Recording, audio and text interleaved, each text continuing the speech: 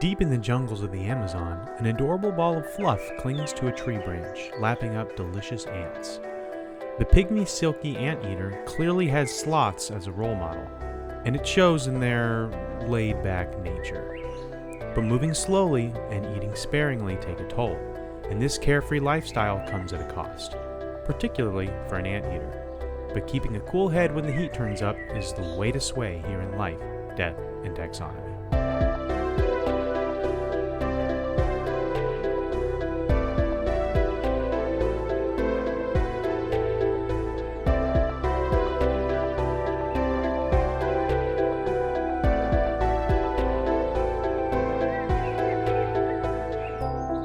Welcome back to Life, Death, and Taxonomy. It's your 30 minutes of interesting animal information. I'm Joe.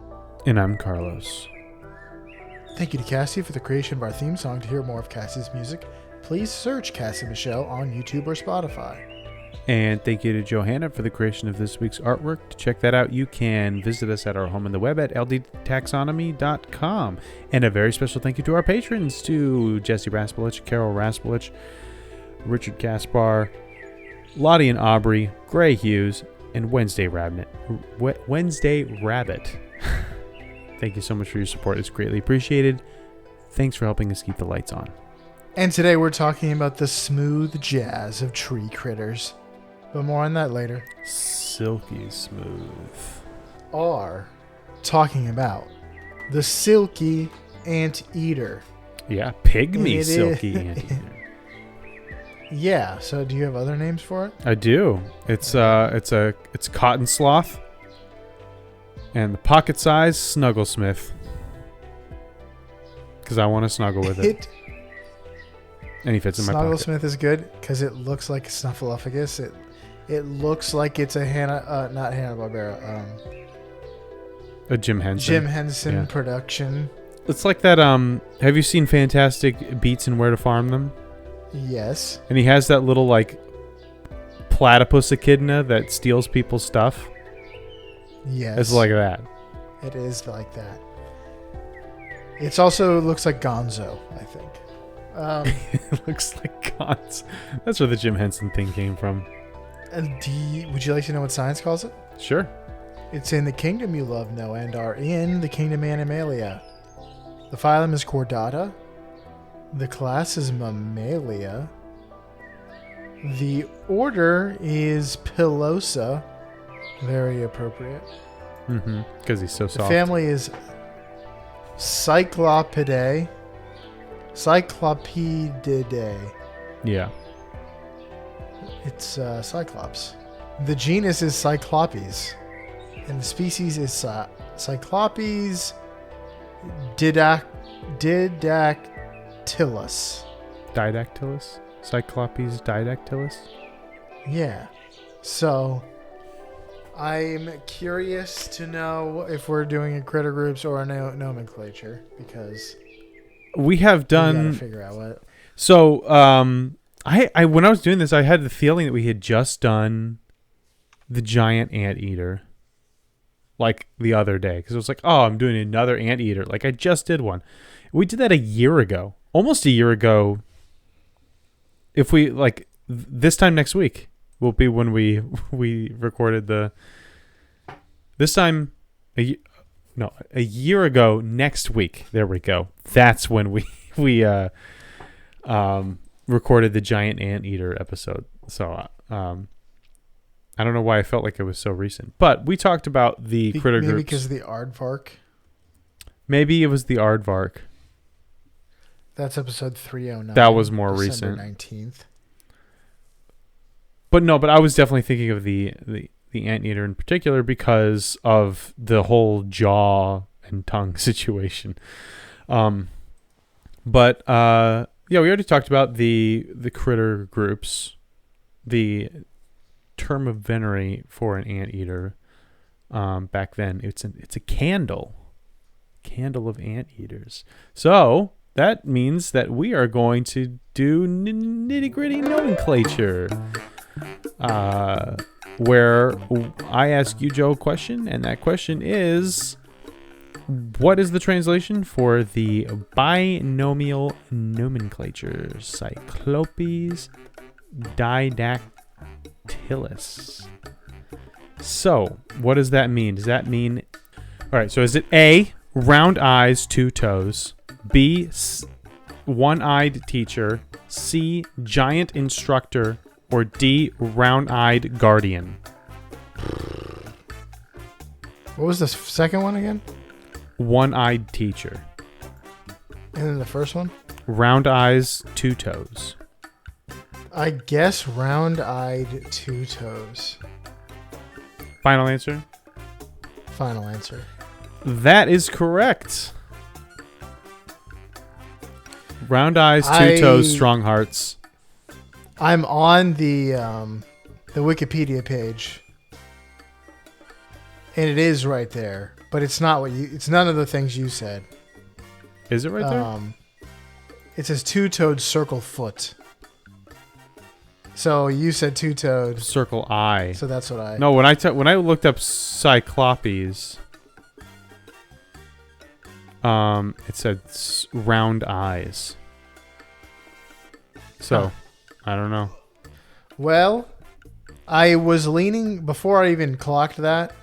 I was leaning towards the first two because the second, the didactic one, you're trying to get me on like teacher or something like that. Yeah. But yeah, here we are. I figured Cyclops. It's like, does that mean one eye? Why does it say that about this guy? But I'm thinking Cyclops doesn't mean one eye. It's something else. Yeah, cycle, like a circle. Yeah. And then like optic. So cycloptic kind of thing. Circle eye. Which I mean, that's a lot of eyes. It's not super descriptive. But and then didactylus. I thought I would get you with didact, but yeah, we do talk about the artiodactyla, which has to do with the toes and the hooves. So it is it's toes, and di is 2, so it's got 2 toes, like the 2-toed sloth. Interesting. Well, would you like to know what it looks like? Yes, very much so. Silky anteaters are small, tiny little anteaters with short faces and large heads. They measure... I shouldn't tell you that. Yeah, don't tell me that. We'll talk about that later. Their fur is dense, soft, and varies from gray to yellow, with a silvery gloss. Sometimes it has darker streaks or lighter in the underbelly, you know. They have black eyes, like a doll's eyes.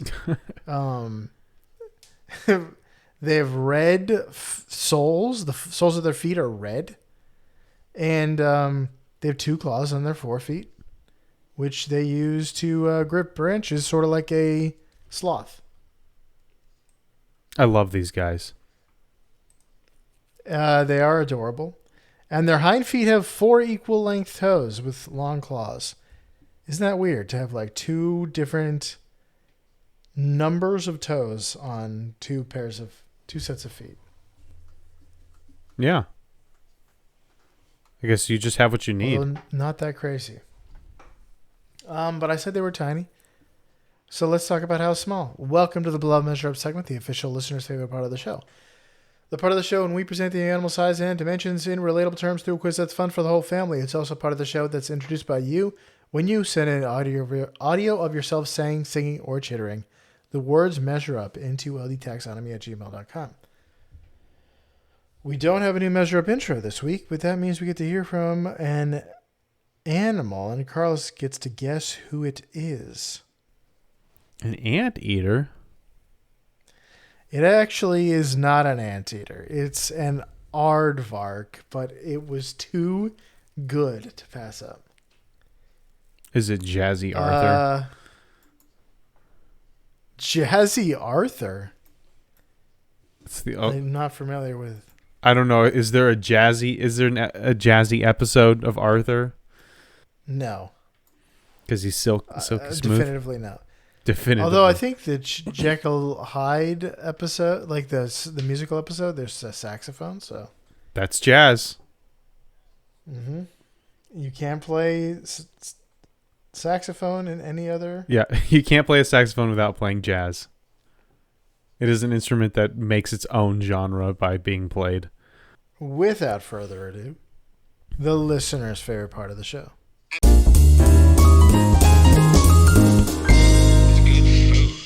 don't fool around when they go on a picnic. These are good people. Hey, Ed. What's the matter? You lost, pal? I want to talk to you for a minute. As a matter of fact, I want to talk to you about your future. You know, you're talking to the wrong guy. I'm semi-retired. You know, it takes what on earth am I listening to? Just to make a decent sandwich, and I'm having trouble with just one. And what are you listening to? Is that another Hanna-Barbera thing? No, this one is. It's called The Ant and the Aardvark. It is a series of 17 theatrical short cartoons produced by DePatty Fralang Enterprises and released by the United Artists from 1969 to 1971. It's made by the same people that made The Pink Panther. It features a blue aardvark and a red ant. And the guy, the voice that's like, "Hey Ant, I want to talk to you about your future." That guy, that is the aardvark. And he's got a very long mouth and a very long snout with a tiny little mouth at the end. I see him. It's that voice is very funny to me for some reason. I want to talk to you about your future. It looks so weird. What? It's not a cartoon sounding voice. And the ant is just strung out. He looks really chill. He did say he was semi-retired. Okay, well, that makes sense. Interesting. I must have missed that show from my childhood. In the 70s. In this the childhood I definitely had in the 70s. But let's talk about their length. There's 36 to 45 centimeters or 14 to 18 inches. Pretty small, considering an anteater is like the giant anteater is like 7 feet long. size. How many silky anteaters go into the largest spider web ever? I think we must have done this before, but silk? Nah, okay. I feel like we must have done this before as well, but I do not remember the answer, so might as well be new. Well, here's a hint. The largest spider web ever found was created by the Darwin's bark spider, which I think is an alumni. Yeah, we talked about that guy. Which is known for producing orb webs of extraordinary size. And the record-breaking web spanned a river in Madagascar. The Darwin's bark spider's silk is also the toughest biological material ever studied. Yeah, adding we'll to talk the about the impressive silk. nature of their web-building capabilities. I'm going to go with 100 feet. So my answer is 66. Silky anteaters go into the length of this very long spider's web. The correct answer is 54.67 ants. The largest web measured over 82 feet wide. That is a nursing school victory. I got an 81.8 rounded up to 82. Nice.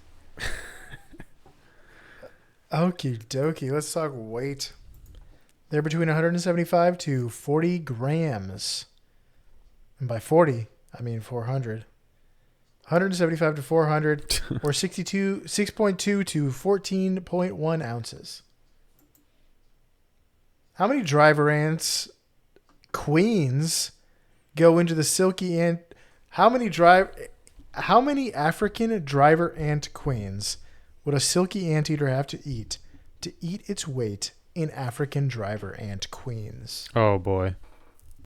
I'm going to assume that they're 1/10 of an ounce. No, that's too much. 5%. 0.05 ounces. 282 is my answer. Did you actually not did I manage to skip the Here's a hint. The African driver ant queen is the largest ant in the world. Mm-hmm. I'm still sticking with it. At all? Nope, I'm sticking with it. Okay. 282. I always underestimate how heavy an ounce is, so the correct answer is 198.4 ants. I'm pretty sure that's not a nursing school victory. These ants are 2 grams. No.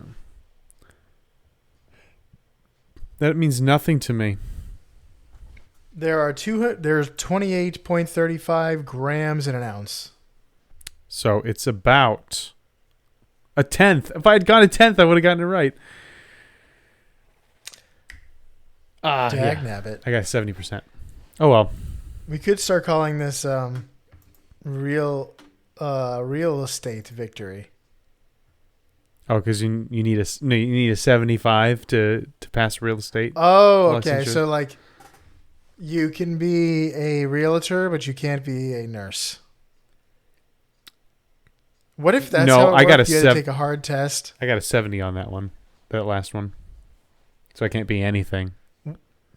What if you can be a high school graduate? Yeah, C's get degrees. Yeah. You ready? Would you like to know some fast facts? Yeah, give us some fast facts. I was gonna say before, like, what if it was you took a test, and depending on how well you did on it, determined your job. That's like how Futurama starts, right? Now, you don't take a test, but they just kind of like put you on the probulator, and then you get your job from that. And you got to do what you got to do. So let's talk fast facts. Silky anteaters are native to southern Mexico, Central America, not including El Salvador for some reason, and parts of South America like Ecuador, northern Peru, Bolivia, and Brazil. They are also found in the northern Atlantic forest of eastern Brazil and on the island of Trinidad. I didn't know they were on Caribbean islands. That's interesting. They prefer semi-deciduous, tropical evergreen, and mangrove forests. These are also, incidentally, my favorite smoothie flavors. Mango rainforest. That sounds great. Silky anteaters live in an arboreal lifestyle in their dense rainforest homes. They're solitary, and males have larger territories than females. Their diet mainly consists of ants, but they can also eat wasps, termites, and occasionally fruit. They lack certain digestive enzymes that are necessary to digest chitin, as evidenced by the corn kernel-like exoskeletons in their feces. They cannot digest exoskeletons, even though they eat ants. They pretty much just eat things that have exoskeletons.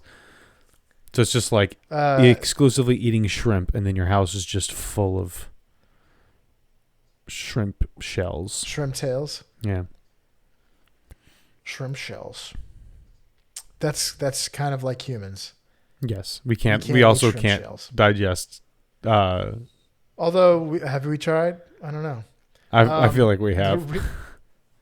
Someone has. They reproduce twice a year, with offspring resembling adults in fur and color. So it's one of those fun situations where the babies are just tiny versions of the adults. That's They gotta be often so hide. cute. They often hide in silk cotton trees for camouflage and sleep curled up in during the day. When threatened, they adopt a defensive posture. Whatever that does. I'm just to imagining help. I'm just imagining a kung fu stance. Yeah, it's just like I'm not even worried about it. I thought they were called silky because they look so like soft and silky, but it's because they live in silk trees. But if you look at them, they do look like plush. A cotton fluff. Mm-hmm. It's a good camouflage. It's like, oh, there's just a bunch of white puffballs around me. I'm a white puffball. I should do what they do. But that's all I got. All right, this major fact I'm calling asleep in the heat. So, as we established, silky anteaters are basically sloth moles made out of fluffy cotton. And they actually share some things in common with your typical sloth. And that's, for one, that they like to hang upside down. They move very slowly. They really only expend extra energy when it's absolutely necessary, like if they're threatened. But then there's the question of, how do they get food? Sloths eat leaves, which aren't very nutritious, but they're everywhere in trees. So they can just spend the whole day eating and sleeping. And what do they go? They come down like once a month to go to the bathroom, something like that. It's nuts. But so for larger terrestrial anteaters, those proletariat, they can mosey around and hunt for ants and termites in their mounds, which gives them access to millions and millions of ants, and they can clear out a mound or clear out most of a mound and move on to the next one. And in one feeding session, eat tons of ants, and go there pretty consistently. But since our little snuggle spike like hardly ever comes down from the trees, it is limited to the ants and bugs and fruit and stuff that it can find in the trees, in the branches. So rather than adapt to eat other kinds of food, its jaw is basically welded shut and it doesn't have any teeth like an anteater. It is instead adapted to need a lot less food than it otherwise would for something its size. So it has a much lower metabolism, and its body temperature is a lot lower. And that's actually true for all anteaters, is that they run at a lower body temperature. They have the lowest body temperature of any placental mammal. So any mammal that is born with a placenta. I guess as opposed to something like, a platypus or an echidna that's born through an egg, or marsupial that is born underdeveloped and is raised as Joey. So like where most mammals would have around like our internal body temperature, 98 degrees or 98.6 degrees, they have a internal body temperature of around 90 degrees, which is like a death sentence for most mammals, for us at least. It is crazy how little our body temperature can change and be okay. Like if we go down to 96 degrees, like that is some real hypothermia. And if we go up to 101 degrees, that's an unpleasant fever. So we don't do well with thermoregulation. I mean, we do well with internal thermoregulation, but we wouldn't do well if we couldn't do that. Unfortunately, the silky anteater, I keep wanting to call it a silky sloth because whenever I look at it, it just looks like a little like sloth with just a snuffleupagus snoot coming out of it.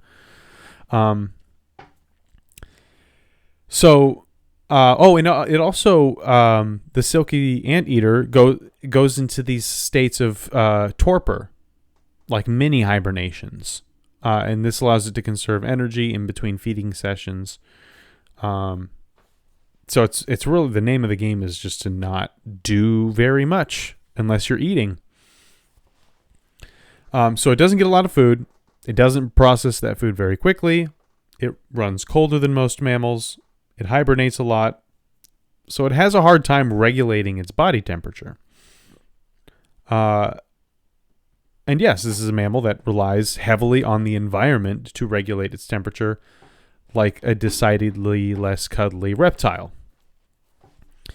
And this limits where they can live. So I was actually, like, as you were saying that they weren't in El Salvador, I was interested to see, like, what's the highest elevation in El Salvador? Because elevation has a big role to play in temperature. At higher elevations, it is just too cold. They cannot stay warm. And so they would freeze if they lived over 1,500 meters above sea level. So you will almost never find silky anteaters at these elevations. So you won't find them up in the Andes, more closer to like the Amazon River basin, which is the area you described. But they also can't get too hot because then they'll overheat. And they have no way of good and efficient way of cooling down. So they really do have to find that sweet spot.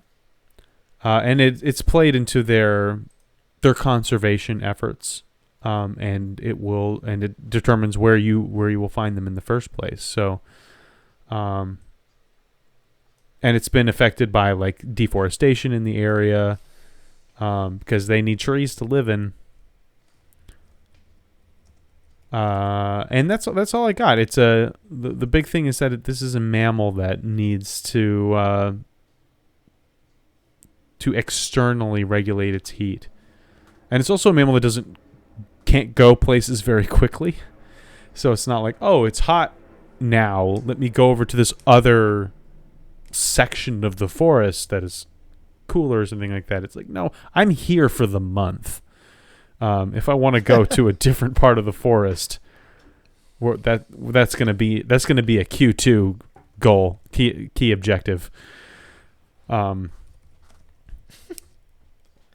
So it's and if it's cold, it does curl up to sleep in order to conserve heat.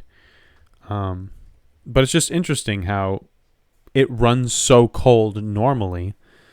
And all of these adaptations have made it so that it's not really able to regulate its body temperature. And I kind of started to read some like really in-depth research articles on this that were a little bit over my head because I'm not a researcher, and also had a lot to do with blood. So I will leave it at that. It has to do with blood. So many times, like I hear something, oh, this animal does a cool thing. I hear it on Planet Earth, or I read it in an article or something, or Bibby sends me something cool, and then I find out that the major fact has mostly to do with like cardiovascular stuff. And it's like, oh, fine. Of course. That's where all the blood is. Blech. But that's it. That's all I got. That's all I got. All right. That was the Silky Anteater. Look at us. I think this is the second episode in a row coming in just around 30 minutes. Crazy. For you out there in podcasting, find a comfy tree. Take lots of naps. And practice your thermoregulation like this silky anteater here in life, death, and taxonomy.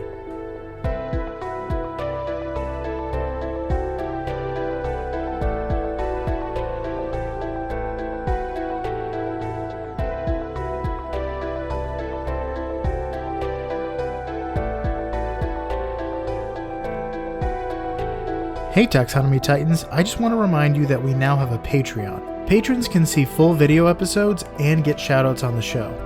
But ultimately, it's a way for you to help us cover some costs and get even better. Still, reviews are the best way to help us grow. So if you haven't left one yet, we'd really love to hear from you. As always, thanks for listening and engaging.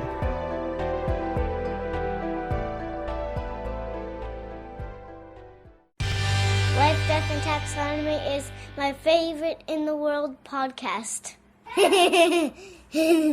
We're on time.